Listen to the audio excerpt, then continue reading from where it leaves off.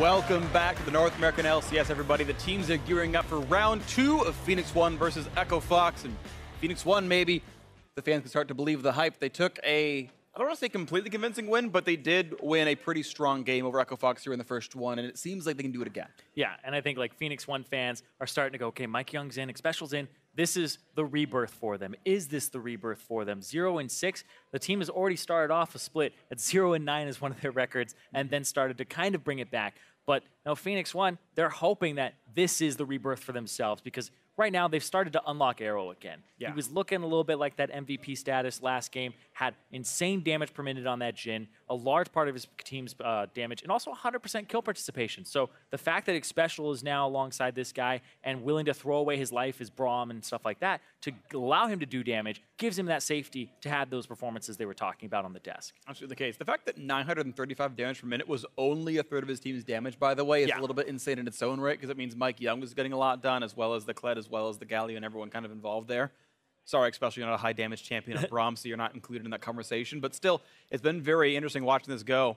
And I want to see, how tested can Mike Young get? As you mentioned before, he was given lots of winning matchups in the previous week. He's been getting pretty heavy leashes here. Acadian failed to get into the jungle in time to punish him. At what point will we see him really tested here in the jungle for Phoenix One? Yeah, I don't know. Because right now, watching him and his kind of his game sense of how he paths, etc., I'm not seeing gigantic weaknesses that are very glaring for his play. He's mechanically good. Question is, does he play a diverse field of champions? Can he play those champions? Because his team is definitely propping him up a little bit with their leashes and the champions that they're selecting for him in the matchups. Absolutely. Well, Kennen still banned by Phoenix One. Still the red side Zach ban. This time around, Echo Fox not wanting to give Ryu the chance to play Galio. I do want to give them credit for their draft, by the way, because coming into this match, the only player who had played Galio on Phoenix One was Zig. And when they grabbed it as the early flex pick, Echo Fox still went for top lane bans, knowing that it was likely to be flexed somewhere else. Just wanted to commend them for that idea. And Echo Fox, of course, is right about it, as they did flex that Galio into the mid lane. It's been more popular there on pro play this patch. LeBlanc this time removed by Frog, and even though they did beat the champion, Phoenix One had the spare ban. They went for it. Caitlyn off the table. Doesn't mean that's not an option for Arrow here, but of course, this Jhin looked so good, they're just going to first pick it. Yeah, the Jhin, the Caitlyn being banned away makes a ton of sense to pick up for him. And it didn't look like Echo Fox really had too much to deal with that. We'll see if they get something that can reach that back line, because Arrow went deathless in that game with 100% kill participation, and he was also QSS flashing a lot of the engages from Gate on Rakan. And that's a 2-part CC chain where you get the charm and then the knockup, but Arrow was fast enough to QSS it. He was ready for it every single time. Rakan grabbed early here for Gate. Lee Sin still high priority. Like him still given the option to play Nidalee for himself. Another high priority champion such as Elise is allowed, but if he wants to go for comfort, he still can right now. Yeah, I feel like the Nidalee would come through again, because up against Lee Sin, you can power farm and just be 2 levels up on him. And it'd be very easy. I wish 2 levels up was an exaggeration, but sometimes it is not in this matchup. But it's really worth pointing out, there are not many teams in the world who would pick Nidalee over Elise in this scenario. Yes. Maybe exactly one. Phoenix One. So dramatic. Oh my gosh. Only one, Mike Young. You know why Arrow's doing so well, by the way. You see what's in his hands right there. That is the device of victory here. And the Braum we picked up again. So Phoenix One keeping the exact same comp so far, only exception being they have no chance to play Galio. So we'll see if they find another mix that's going to work for them here. Echo Fox hoping to round out their lineup at the end of the first phase. And we'll see which of the various lanes it's going to go into. They pick a Froggen champion and then ban the counters. Yep. All right, the Caston was something that got banned away last game by Echo Fox in their first phase, because they said, all right, you might pick it on red side, but now that they pick their mid laner, they may throw up another Caston ban here up against Ryu, maybe fearing that champion. Echo Fox up first for the ban. Let's see what they want to get rid of. Will it be Frog encounters, or will it be some more of these Zig special top laners? Cinder the first one up. And we're going to see if the Caston ends up being the second here for himself. There's kind of time to go. This is the slower part of the champion select phase with the second ban phase. There's a lot to consider, because you could say, all right, let's ban out Fiora, maybe some top lane tanks like Shen. Maybe we'll go for AD carry like Varus, Twitch, Xayah. There's a lot of things you can go for here, because they've shown, hey, we want to ban Twitch Varus last game, but there are considerations of Shen was kind of annoying at some points. What's really interesting to me is that both Twitch and Xayah, I feel like, get soft countered by Braum a little bit, because they both have pretty significant pass-through mechanics that he stuffs, but still not willing to give the champions away to Echo Fox, Botlander, and Keith. Lucian going to be the secondary ban here. Of course, that would be Ryu aimed. Ryu has put 3 games on Lucian so far. That was actually Frog in stats. Ryu's only played 1 game on Lucian so far this split, but we know it's a common and popular mid laner to play, and especially with an ability power-focused jungler like this Nidalee, that champion's available. The question now is what will Keith play, and likely they're going to wait for their top lane to counterpick. Shout out to Zig playing Urgot last week. Yep. Tristana. Ooh, I like this champion a lot. I think she's super powerful. In the hands of a good player, you can do some great things, and has amazing synergy with the Rakan as well. Of course, you could rocket ship into giving the shield into making the ultimate land immediately, and could be fun to watch for. But Keith is certainly going to be able to do a lot of damage from the backline here on this champion. Yeah, self-peel as well, and has multiple ways to get people away from him and create distance. So I like this pick here for Keith, and also the fact that it will shove in very early on in this matchup, because you have a Braum plus a Jhin. You have wave clear advantage. You can deal a lot of damage to that turret. And we'll see how hard it ends up being to lock Keith down, because last game it was supposed to be as well because of the fact he had the Xayah, but now he has the Tristana, which can create that distance. Mid lane pick going to be Cassiopeia for the mid lane, so one of the 2 casts is coming through. Full lineup is in for Phoenix 1, and it's going to be a tank and a bruiser for the front line, and a Rumble to come alongside that one. Rumble did get some fairly major changes in 7.12. Essentially, he pushes way less well, and the shield's got a shorter duration. Otherwise, there's very similar things overall as a champion. As Echo Fox are done with their lineup. 2 magic damage dealers, 2 physical damage dealers, and very scarce tank stats on the team. It's pretty hard to make Rakan super tanky, but if the engage is there, the follow-through certainly is. Just taking a moment to look at these really quickly. Yeah, they have a decent amount of engage on the side of Phoenix 1 and Echo Fox. It's not really anything crazy, right? It's not like these teams are really built for anything except for team fighting. Might be a little split push for Phoenix 1, but otherwise these teams kind of want to bash their heads against each other. Yeah. Not seeing a 1-3-1 here from either side. I don't see much of a 1-3-1 either. Maybe a 1-4 thanks to the Renekton. I feel like he should be able to win the 1v1 against Rumble at some point. The one thing that concerns me from Echo Fox is no true tank against a conventional team fight team, though. Who's going to survive 2 Jhin crits? Who's going to zone back a Cassiopeia who's ready to go for full damage? Ryu can certainly put out great team fight damage here in this one. It's going to be, in my mind, a tough one for Echo Fox to navigate, but we'll see if they can do it. Phoenix 1 with the new lineup have tested some first place teams and now have a 1-0 lead over Echo Fox. Yeah, you always do have to be a little careful though. If you are a Cassiopeia or Jhin, 2 low mobility carries against a Rumble, who can just throw that equalizer onto the back line and make those team fights pretty much an instant win. We'll see if they can have it happen. Here we go in a game 2. Echo Fox taking on Phoenix 1. We switched sides and here we go. Let's see if Phoenix 1 can close it out and find that first match win, or if Echo Fox can hope to sweep back and make that playoff run they've hoped to do all these years. Yeah, almost going on 2 years now and missing out on playoffs. Echo Fox, fans are getting anxious. They want to see that team up there. Whereas Phoenix 1, just coming off of 3rd place in the playoffs and going to Rift Rivals. Oh, people are saying, all right, let's see them get back. Exactly. Can they get back to that form? Gate once again going for the tankier of the Keystone options on the Rakan. Also, once again, going for the Ancient Coin line for the free skill point. Usually comes online for a rank 2 ultimate by level 10. Rakan's ult rank, not the most important, but... it does increase the CC duration. Oh, it does? Okay. You lose it because of the knock-up anyway, though. Yeah. You often don't get actually much out of it. You get a lower cooldown, which is nice, Exactly. obviously. It sometimes allows you to kind of get it off exactly, because it's 1.25, 1.5 in terms of the seconds that you're CC'd. So if somebody does have Merc Treads, the cast time of your W will be just enough to make sure it's unavoidable without a QSS.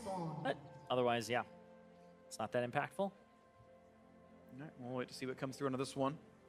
A lot of traps set up, and they're going to unleash them again. Yeah, should be plenty of damage out there for the Nidalee. Jumping around, feeling pretty good. W start makes sense.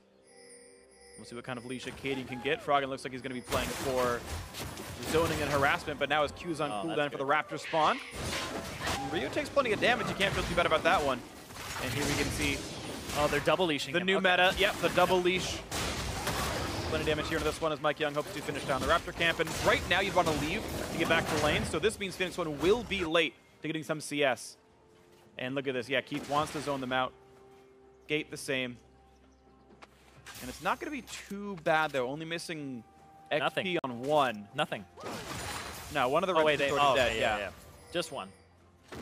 But yeah, that's really not terrible.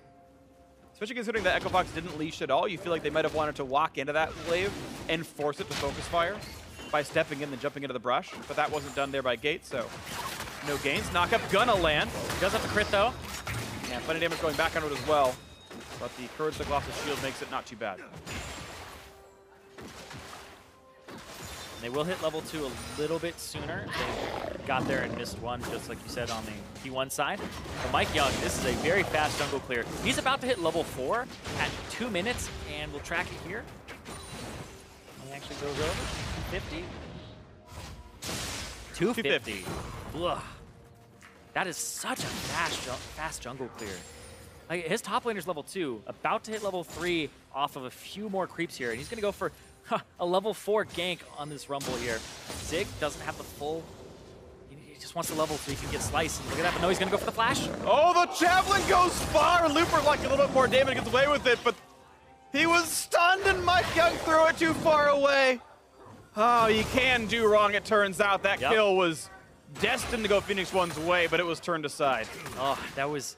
I feel like he thought that the stun wasn't going to be as long because it was an empowered one, and that he would have walked forward a little, but it's still, you just click right on him, and ends up not going.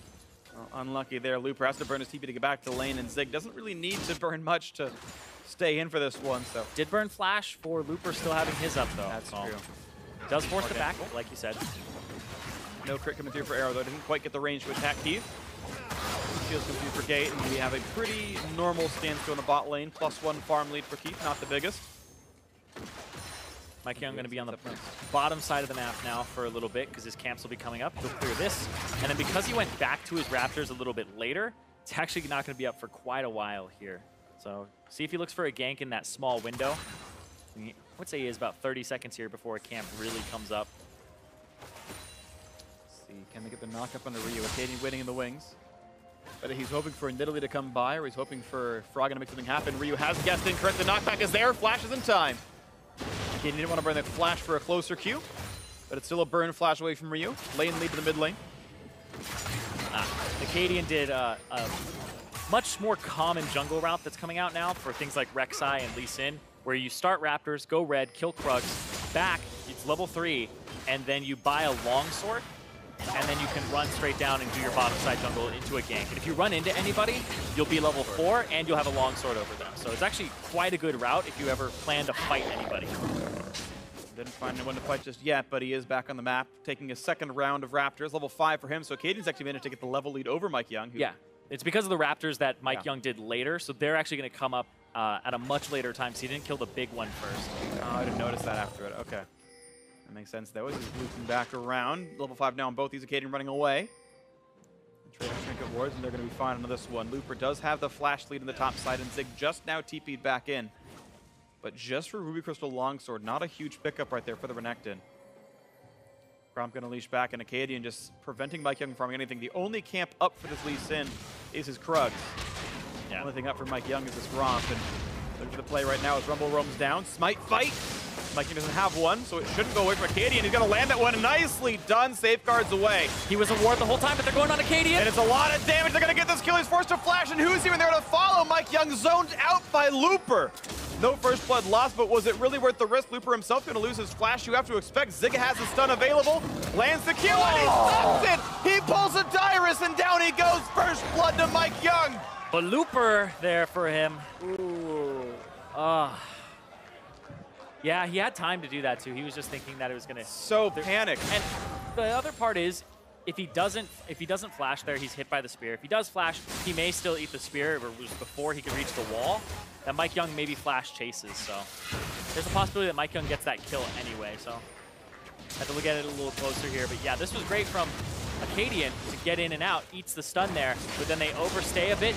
Mid doesn't have priority, and then Acadian takes so much damage, and Looper can't get the kill onto Mike Young there and starts running away. We'll see it one more time here. The spear comes out. Yeah, the spear connects before he's in range to flash. He was close. So yeah, he may have been able to chase anyway because Mike Young still had flash, but it would have been a flash for flash. It's not my proudest kill. But you'll take it anyway. The revenge is in. 700 gold through Phoenix 1. Gate So Glacial Blast to the face is going to be okay with this one. Mike Young, level 6 in the Italy. He clears away that bottom side of the jungle 7 minutes into the game. See what can come up next for these players. Skate puts the ward down, but a little bit too late. He knows that buff is gone. Those are two of my very favorite ward spots, by the way. If you have some control over bot lane, you ward by the red, you ward by the Raptors. You can track the opposing junglers very, very well on the bot side. You can even track the mid laner based on the positioning there. You don't put it all the way in the camp. You make sure you can watch the mid laner come down or the Raptor move. And so it's some pretty good safety there for Gate, unpunished by the deep play. And Mike Young leashed the blue away before Katie could land a skill shot. So farming well. And he's actually going to get his own blue. Doesn't give it over to Ryu. He has a tier as well. Probably just assumes that there isn't much pressure in that lane. And he's super low, so why not? I feel like the great debate of who gets second blue in Italy. Yeah. I feel like a lot of junglers want to have that second blue. Like, it's the conversation I have with Meteos every single time he's on like an analyst desk or something, and we're just chilling. Like, second blue should be junglers. Helps you with your second clear. Yeah. Allows you to stay out there. It's fine. Exactly. Right? Dr. Mundo? Yeah. Those cleavers. Exactly. But like, that's why Rek'Sai was one of those things that people really liked as mid laners. They're like, give me first blue and second blue, and just keep giving it over. But I like that they gave it over to the Nidalee, not just because I'm a jungler, but because I think it's very effective for him, because Ryu is full mana and has ways to get it back, whereas Mike Young was kind of running out there and would have had to back otherwise. Sure. Needs to stay on the map when Nidalee's core strength is her efficiency and incredibly high uptime. No jungler chance done just yet. Nice chunk right there on the arrow. They feel back in the wings there, but not a lot of sticking damage. Wait to see what comes in next for these two players. So here comes the engage. Works special, but of course able to rocket him away pretty easily. Gate didn't have the knock-up on him or any damage at all, so there's no route to come out for arrow, and out they go. Expecting to maybe get something there, but it's hard to get something out of him like a flash. It is almost impossible for Braum Jin to force a kill on Tristana. There is you can't, you have to somehow ult the rocket jump, which to be fair is doable, but it's your only window at all to prevent that. Even if you jump on Rakan, she jumps away, Rakan jumps to her. Right. Exactly. Her. Exactly. He jumps to her, yeah. Yes. Tristana, yep. And out they go. Mike Young looking for an invade now on this blue buff, though. Really high pressure, high priority. Level 7 here, looking for the blue steal. You know, you mentioned mid laners love junglers who give them first blue. How about giving them the enemy blue? Or Mike Young gets both. Yeah, I don't know if that's the mid laners giving it over. I feel like that's the other jungler. Yeah, I know. But yeah, the bottom side, they lost a little bit of control. Mountain Drake on the table, and I feel like Phoenix won. It's a great composition to have a Mountain Drake, because we talked about 4-1. The Renekton will do more damage to it, and Cassiopeia and Jhin damage to a Baron can get pretty disgusting. Yeah. Yeah, the Baron rushes are definitely a thing here to get Mountain Drake stacked up. Phoenix 1 so far have the early game lead, and as we talk about now in the middle of the split, which team can fix their issues, who can improve? Phoenix 1 with the roster will certainly have. A lot of the rationale behind the changes was who can be a role player, who can be a carry, who can do what needs to be done for the team right now. Mike Young seemingly fitting in better than an Ori, in the words of the owner. And so far this improvement has been shown. And there was actually that little clip that we were showing with voice comms during the break, or like right after, before the break. Yeah, where Mike Young was incredibly vocal, very clear voice in the team communication during a team fight. That's something that you almost never see in a rookie, is very calm and clear calls where you know exactly what's going on and there isn't superfluous information being like thrown back and forth. Yeah, it's not LeBlanc, LeBlanc. Yeah, exactly. Let's go LeBlanc. Focus that guy. I'm healing you. And like, that's great calm. That is exactly what you want out of a player. And I just agree with you. Really good stuff out of Mike Young so far. Has been looking good. And now Echo Fox showing some signs of difference, though. They've swapped their lanes to the other side of the map. They were first to go for it, looking for the Rift Herald, but now getting pushed away. Now, similar timings here, where they're actually just rotating to the other side of the map on both sides.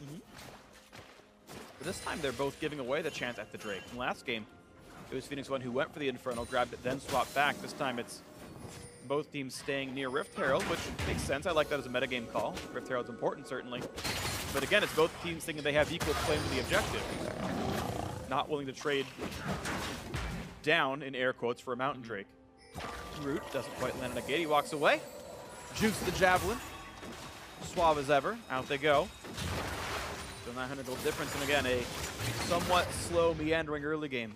Very farm-based on the early side. Yeah, I'm actually a little bit surprised that the Tristana has not been able to shove in as effectively as she used to and be able to pick up some damage on a turret, because that bottom turret for P1 is actually still very healthy. A lot of it's that Rakan's, I think, a weaker laner than Braum is. Braum can threaten you pretty consistently, and he can prevent you from trading off into the marksman afterwards. And you don't really have that same thing out of Rakan quite the same way. The damage spectrum is there. And I feel like, generally speaking, the matchup should feel pressured if you're Echo Fox in the 2-1-2. And sometimes that means you're just not able to go for the pushes as well. Yeah. Rakan's a little bit more defensive during the laning phase, kind of plays back. You can go for plays every now and then, but the variance is very, it's a pretty wide variance. Yeah. Also, Arrow. Yeah. Sorry, I cut you off. Oh, go for it. Go for it. Also, Arrow with the Doran Shield is like very hard to push out as well. So that once in a while poke you get out of the Sonic doesn't line up anymore. Yeah, we're seeing a lot more Doran's Blades after the Doran Shield nerf. Yeah. Just the 50 gold cost where you can't bring another health potion in. I feel like that nerf is good, but we're still going to see Doran's Shield be very big in the bottom lane. I think it's a viable item, and then, maybe on average it's slightly stronger than the Doran's Blade, but Blade's more damage, his life's on a team fight. It scales better. Things. Of course it does, yeah, absolutely. Here we go, though, they dive onto the bot lane turret, and Zig looking for the 2v1, and Looper's got nowhere to go this time. Not much he could have done about it. He did burn Flash, but the Flash meant nothing. No summoners lost by. Phoenix won one more kill on the bot side, and that turret's going to be under fire. Yep, Zig able to tank the turret the whole time. Mike Young didn't miss the spear that time. Woo!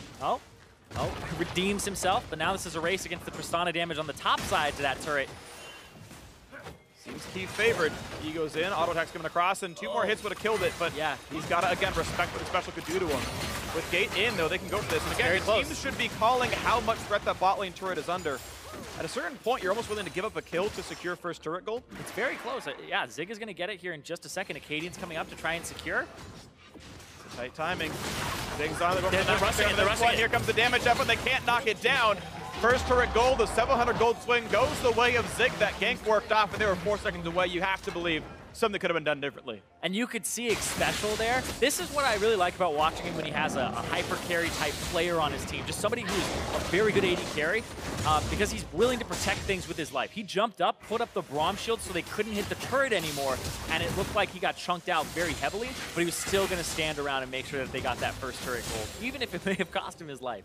Yeah, I have to imagine Keith could have just ulted Braum away at some point when he put the satchel charge down. With Braum ulted out, you're not getting re-engaged by the ulti in there. You can get the 2 other autos and you knock that turret down. So I think mechanically things Echo Fox could have done better. Maybe that's Looper not making the call. I don't know what, but certainly things could have been changed and first turret gold could have gone differently. Either way, though, it is the gold lead. It's now 1,700 against 1. Also, when Mike Young goes and ganks bottom, your jungler should immediately go top. Acadian should have been on the top side knowing there's an uncounterable 3-man play to make on the top side and would have been able to force down that turret earlier. Yeah, maybe Frog and roams as well. It's not like Taliyah doesn't have wave clear, right? You go for the 4-man play pretty easily enough, and Luber can threaten TP afterwards, but not the situation we are in, and the dual lane swaps back down. Looks like Echo Fox trying to use Keith as that wrecking ball to knock down some turrets, to get some pressure, going to be to that play first. As they put him down to the bot side of the map, and Arrow not close by to this one. Waited around for a bit more gold, now walking into the lane. He should get at least 1 full charge satchel off on the turret, but it's first going to be the play towards his Mountain Drake. Yeah, which also helps this comp with the Tristana, but that's pretty much the most that you get out of it is enhancing that Tristana damage a bit. And it's going to be an uncontested Drake, so the first turret gold was lost, but 700 gold aside, it's going to be Echo Fox getting the first Drake of the game. It's going to be Mountain. Certainly not as powerful as the Infernal was from the previous game, although the priorities change when you know what the Drake it is. Now a nice root there, good shot by Arrow, flash out from Froggen. Ghost goes back and forth, 1 more shot, he's gonna get away from all 4 of them. Nicely played by Froggen, but it is 2 summoners down. Yeah, 2 summoner spells to make sure you don't die to an ultimate. It depends, because I don't think that's gonna be worth here if they do come back and get a kill on him. Keith though, kicked over the wall, nice block in there, and Arrow's got nowhere to go. The Keith just put him out of range. That will be a turret going down, so Echo Fox now playing a bit more around. Keith are starting to gain some leads. Looper looks like he's not willing to ult that top lane, waiting to keep the turret alive, so he will lose top lane outer as well. Zig off 2 ganks from Mike Young, now smashing this lane. Yeah, think about Zig in the last game too, was able to get first turret by himself on Kled, got the other side lane turret as well, and that's really great to see from Phoenix 1 because this was almost something they almost never did. Hold on, looking up. Charm, double knock of the knockback there as well from Froggen. How good's the burst going to be? A lot of takes net through from Special, blocks a lot of it, and Ryu going to run away. Someone heals, keeps him alive. To dive back into Mike Young, gets his 3rd kill in a row. Now Acadian, chunked low, 1 more javelin, going to look for the shot, not going to land, but can he get the chase? The rest of Echo Fox forced to run away. A nice stun going to land on the front liners. There's the equalizer to buy some time. Froggen trying to kite back, gets away with it, and Zig is going to fall. 1 for I guess 2. 1 for 1. Either way, they're getting away from this one now as the rest of the team staying just barely alive. Echo Fox making it a decent trade. Get one back, and right now, just everybody resetting. They're like, everybody's got kind of chunked out from that fight. Time to back off, take a breath. But yeah, Ryu, they go after him with Gate using his flash here to engage and try to get in there to try and pick him up. Dodges the Petrifying Gaze, so does Acadian and Froggen. And they aren't able to pick up Ryu. It's a split focus there. You can see the satchel onto a special, whereas that may have been enough there to kill Ryu. He may have just blocked it. And then was able to pick it up himself. All the Unbreakable at work right there. Takes so much damage, then the chase down Zig just slightly over-aggressive. That equalizer actually clutched as well. That was really good. Crushed all game, but that equalizer guaranteed there was no follow-through. Yeah, at the very tail end of that, Keith had his ultimate for a very long time. It's like, why isn't he ulting the Renekton away? It's because there's that equalizer keeping the Renekton in, and he would have just helped him instead. He almost kills Froggen, but make sure they get the Renekton kill. As a much worse player than Keith, I have saved so many players with bad Justana ults. Everybody has. Yeah. I'm sure Keith has too, but he's certainly doing it pretty well in this game. Good farm, good turret kills, playing pretty well for himself. Arrow this time not quite as impactful. Yeah. It's been Mike Young and Zig doing most of the hard work here in this one. Down 30 CS right now for Arrow. Of course, that's kind of natural as the Tristana getting the push on. Yeah, making things go into the turret and picking up. But right now, trying to split the map a bit here. Echo Fox still down, but they have that Mountain Drake. As time goes on. Next break of the Oceans, all non-combat sort of siege-focused ones. Yeah. Which can be useful. I mean, sieges matter. Sieges determine games sometimes. It's just not the team fight power in front of it, quite obviously. That Phoenix one was able to use pretty successfully. Looks like mid-focus here from Echo Fox. Want to be able to knock down this turret. Already a bit below half HP, so they'll be able to throw on a satchel charge and maybe do enough here. Big, especially going to launch forward. There we go, chunks that one. Satchel lands, nice root. The Rose blows up as well, and Gate forced to walk back off of his regeneration. Not a lot of pressure really gets done. Braum is so good at preventing sieges. You pull aggro if you attack him, even if the shield blocks the damage. So you can't keep hitting him and push him away, because the turret will hit you back. Yeah.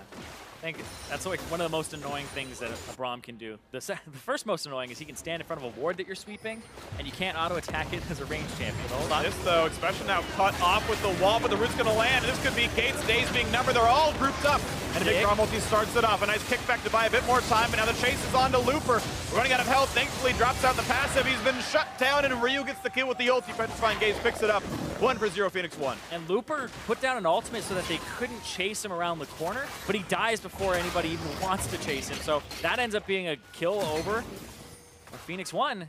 And now mid lane siege is going to start going the other way. Not that much to be gained though right now. It's going to be splitting the team back up, and Ryu actually wants to split off in the wing. Give himself a bit of alone time. Yeah.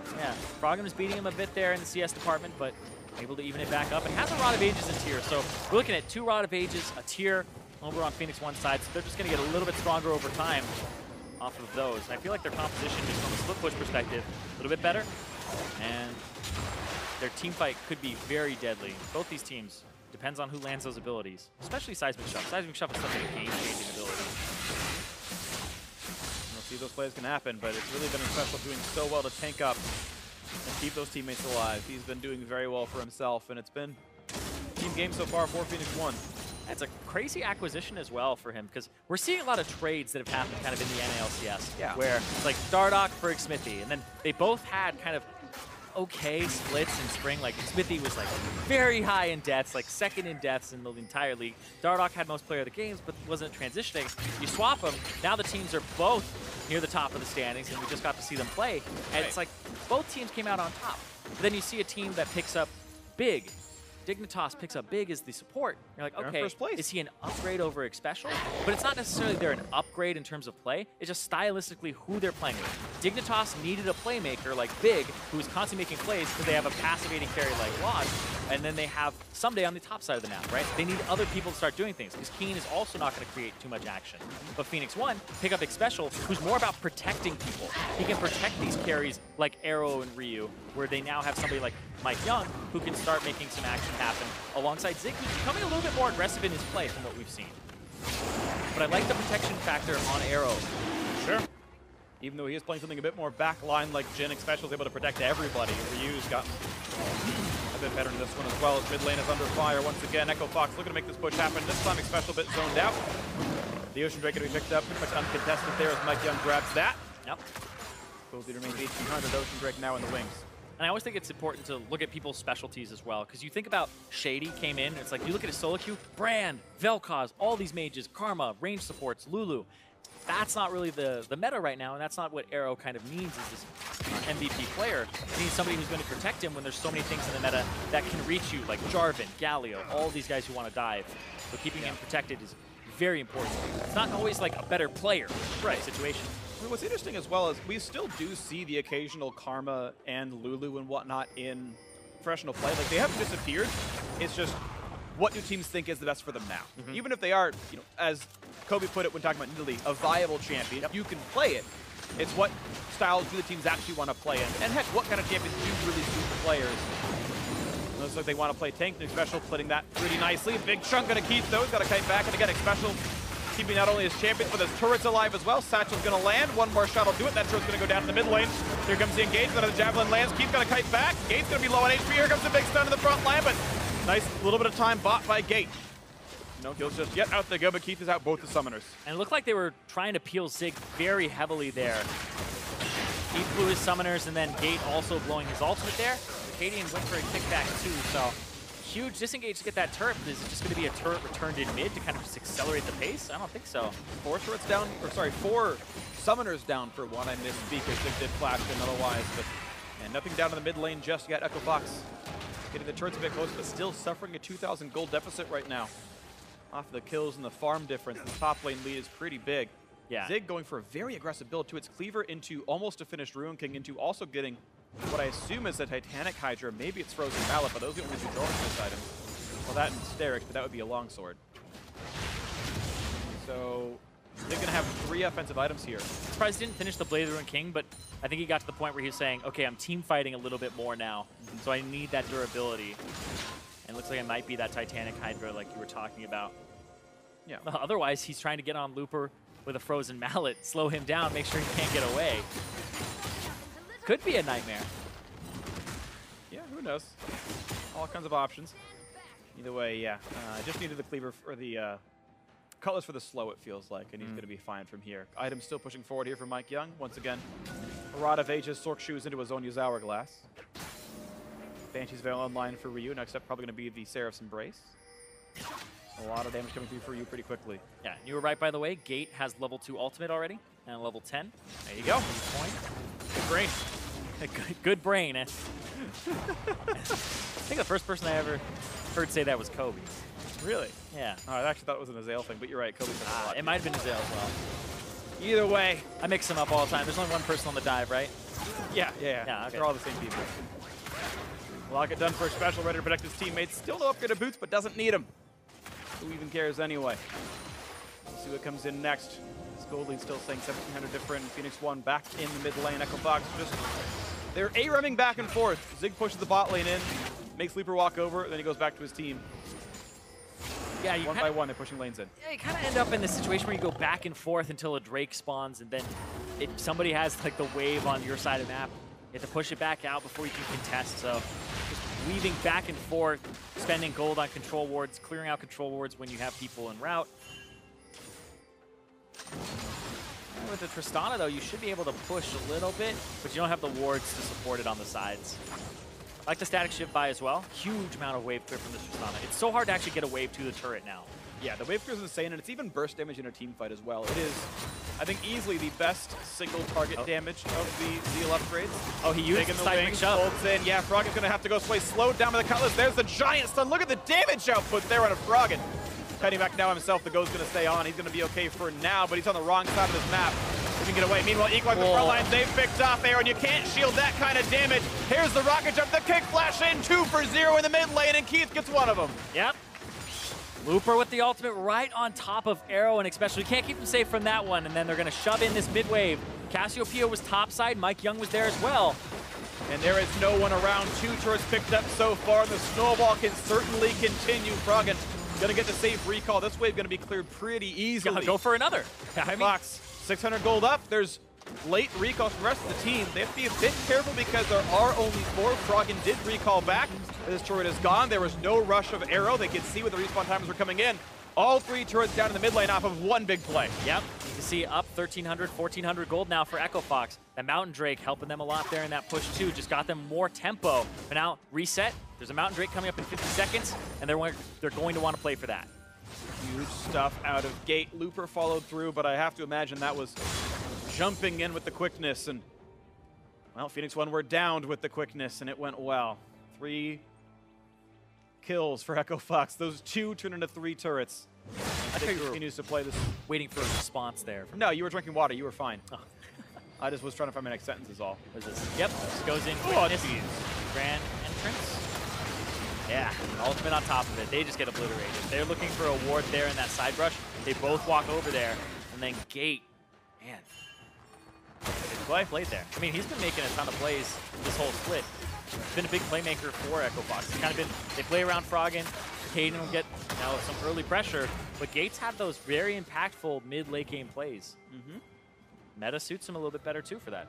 Certainly does. He likes to become the champion. Let's see what he can do it next. Says the shot not going to land. Keith has gone for the team fuddiest build possible. Shiv and Hurricane are the best anti-champion items you can buy in that slot. So he is going to have the highest damage build possible. We'll see if he can make that one happen here in this one. Puts the mark on, not going to get it wall. Going to put the wall down. They're going to force flash. Mike Young jumps in, Specialist has nowhere to go. Poor Prom cut off by an ice wall, finally able to jump across and stays alive. The significant health damage done, and now here comes the play for Baron. That's a value wall, though, because you get arrows flash out of that. You force a lot of people to just ditch mid lane priority, and now Echo Fox, see, like we talked about, they can reestablish it if they can play around it as they're trying to go for an objective. Oh, the first special take him in. There's a kill to take at the first beginning, but they're going to trade lives with Acadian, who did burn his ward hop to make it happen. I don't know if you really like that trade. Good counter engage there by Phoenix 1. Yeah, I hate that trade, because now you can't go for Baron at all. So Echo Fox, there's no bluff from them standing around the Baron. They have to go for a fight here. I've seen this before. Echo Fox on the outside of their own mid lane, the other team getting to push their base. While they wait in the wings, mid lane outer falls the result. It was a nice attempt, but it certainly did backfire. Yeah, Mountain Drake is up too, so you're going to give this over to the Cassiopeia. Wow. Double Drakes for Phoenix 1. 1 mountain apiece, but the Ocean's going to add in for them. Mike Young with solo, which shouldn't be a problem for him. Every challenger player I know can solo a Drake, so well picked up there by Mike Young with the mechanics, and they're going to wait and look for a bait right here. Echo Fox knows it's darkness. They really have played this half the Baron dance well. All right, what can Ryu find to do? A lot of patience. They could have rushed this down. Now they're going to try. Javelin's going to land. Here comes the quickness, though. Here's the dive, and Mike Young going to pop the Zonias. Now, can he get away, though, is the question. More damage to be had. He might burn down the lock. He's going to save Nick Special. Finding more ways to shield his teammates than one. And out goes the jungle's going to stay alive a little bit longer. He's going to force to heal or recall or something. But that Baron bait only forces the flash. And they end up pushing him back really far. But yeah, they force a flash, but they use Gates, Flash, and Ignite for that as well. Not really a gain to be had. The gold lead, though, still stays with Echo Fox at 500. It is negligible. It means basically nothing. Oh, Zig also teleported in there. So, lack of a TP advantage now for Phoenix 1 on that split pusher that they've been trying to leverage. Right. And who got those really early kind of kills and assists on the Looper, who was down. Okay, Looper's 3 deaths happened very early on in the game. Yep. And that TP was completed, went on the full 300-second cooldown, so it wasn't like he started and canceled and it was hit and he showed up. And now the wave continues and Keith knocks down minions. Being gutted much of the farm, which I think is correct for Distana. And now without that teleport, Looper can threaten the side lane, and I feel like this is what Echo Fox will try to do, is threaten side lane when they have Renekton kind of off the map.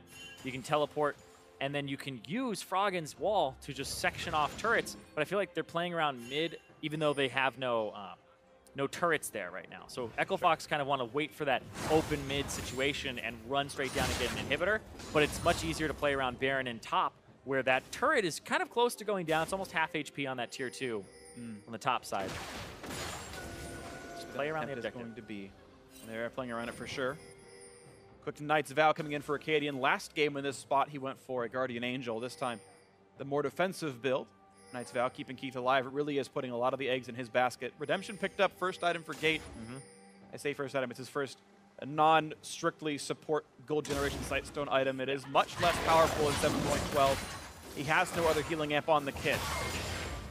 Yep, does have a bit of movement speed though from the Talisman of Ascension, so he can get in with his ultimate. Also makes your W faster. And then the Ruby Sightstone is great to reduce the cooldown of those 2 other actives. Certainly valuable in that regard. Just interesting to see him go for that and not give the Zeke's conversion from the previous game. Now look at the attempt right now. 9,000 health left on Baron, pushing down about 500 damage per second to this one. Jungler's on this side though. Like Young can get there. Here comes the curtain call. They're going to find damage on the Gate. He's not the tankiest. They're looking for the smite potentially. As Froggen and Keith kite back and forth. 4 shotguns. Into his hand. Kill, and the jungler's dead. It's just easy now for him. Phoenix One going to pick it up. Smite it away, and this could have been the throw right now. A second kill comes in, and there's no one left standing. Their auto's running tail between their legs. Trying to get away from this one. A quick 2 for 0, plus the Baron. Phoenix One getting by far the better of that fight. Yeah, Echo Fox looked like that was a little bit of the sunk cost there, where they said, we already started it. We might as well try to finish it. And then Mike Young walks up there like, wait, he's on this side of the wall. And then they kept kind of skirting around it. Acadian in the back. Hold on, another dive. Oh, they're going to push him away. Gate might just live. The Javelin lands. Will he go for it? He's not going to just yet. He's going to keep going. Oh, he is going to. He finds the first kill. Looking for the second. Lands the auto attack and a double kill. For the rookie, 9-4 in kills. Phoenix went open to close it out right now. Looper's got nowhere to go. Pops the Zonias, but he's going to die for this one. Gold is what it's going to turn into in more ways than one. 300 picked up once again for Mike Young in this fight. Acadian, oh, I don't think that's going to kill, though. No, he might fall away, though, himself, or flash away. He respawned after dying in front of Baron. Middle inhibitor will certainly fall. 5,000 the gold lead for Phoenix One. Mid inhibitor dead, looking for more. Yeah, they have the Baron buff, and they have the ability to push here. Arrow does a decent amount. They're going to try to go for it here. 25 seconds on Looper. That's 2 turrets. Zig, super low. One more to fall. Zig staying alive. The ult is going to land again. Right down he is, and Froggen is dead. Just the 1 turret remaining. Here comes the quickness. Lands the double knockup. Lands the forfeiting attack. I don't know what that was, but they're going to look for a little bit more. 2 kills picked up as I get tongue twisted. Acadian forced to run away for dear life, but does stay. Ooh, just barely alive. That nearly shut him down, but he's on the fountain now. He's going to be okay. Echo Fox lived to fight another day, but just by the skin of their teeth. That was so explosive. They had all these turrets up, the second, or that tier 2, and right here, this wall, they go, oh, wait, he's on this side of it. Some of them are still doing damage, and Acadian's on the backside now. They leave him, and that miasma was great for zoning, and then he goes right into Zig. He's not looking before he's leaping right into the crocodile's mouth. And then that's an easy smite pickup there for Mike Young. And they pick up the remaining guys afterwards. Just a huge trail off there. That was a mixed call. And Kobe was talking about it, where the coordination from Echo Fox has been looking a little off. Their team fights have been very off, but that Baron call right there was one that was completely off. Absolutely agree on that one. It continues the train. In the last game, we talked about Phoenix One with the roster changes and finding players that synergize. It's an upgrade, and they're getting back to form now at this point, and they're playing back to their level.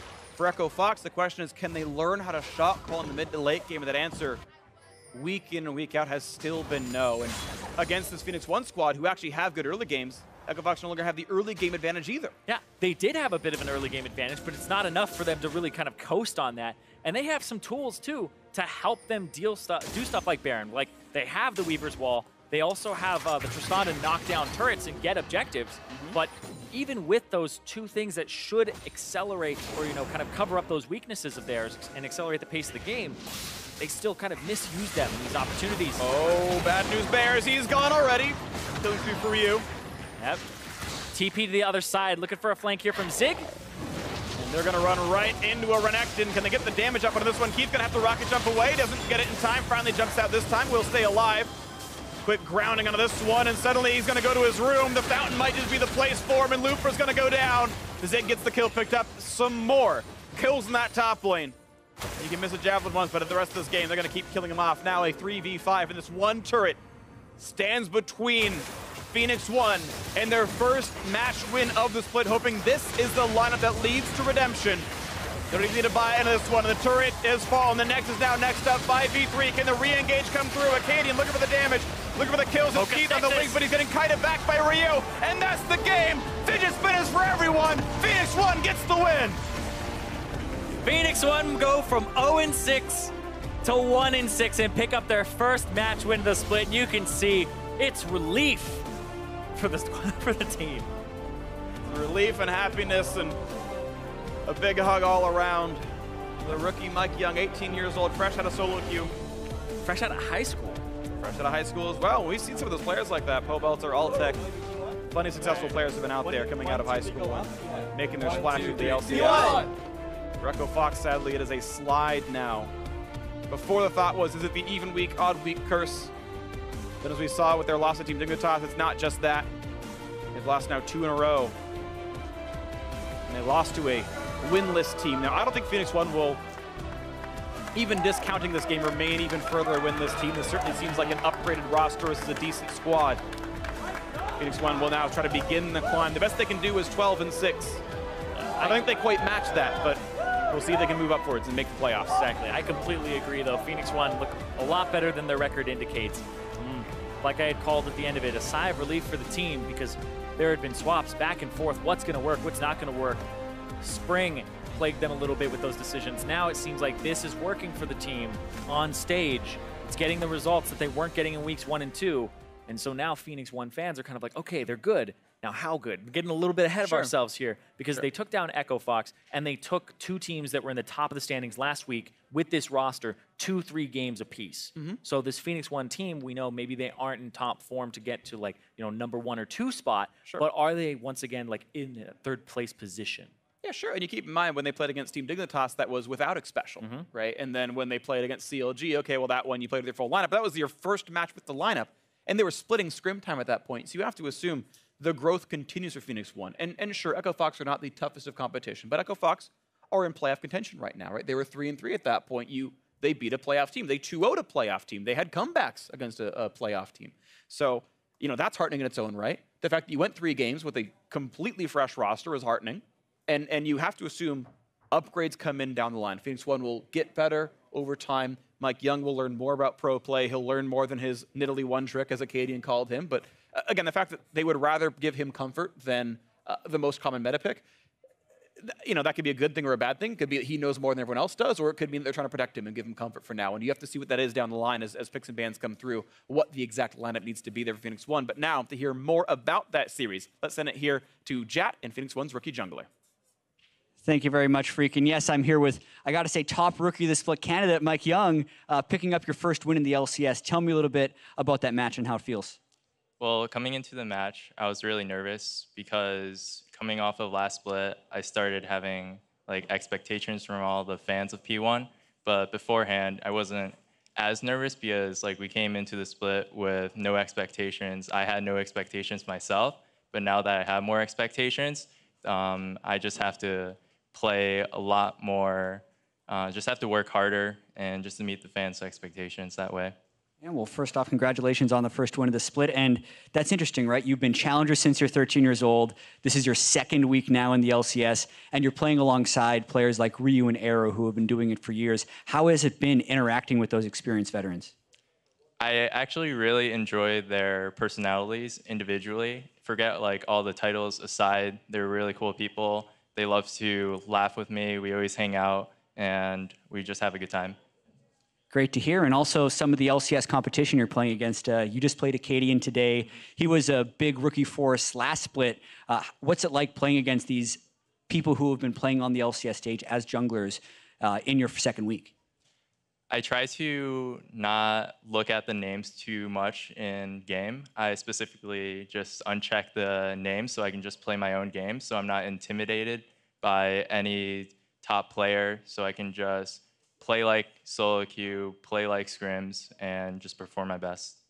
Well, it's definitely been working so far. Picking up your first win with Phoenix One, you said you came into the split with no expectations. Where are the expectations now that you've been gelling a little bit with the team and picked up the first victory? Our next expectation is to win the next match, which is Team Liquid on Sunday. All right, 1 match at a time. Good to hear. Thank you very much, Mike Young. Congratulations once again on the win. And we're going to send it to the analyst desk to close out the day.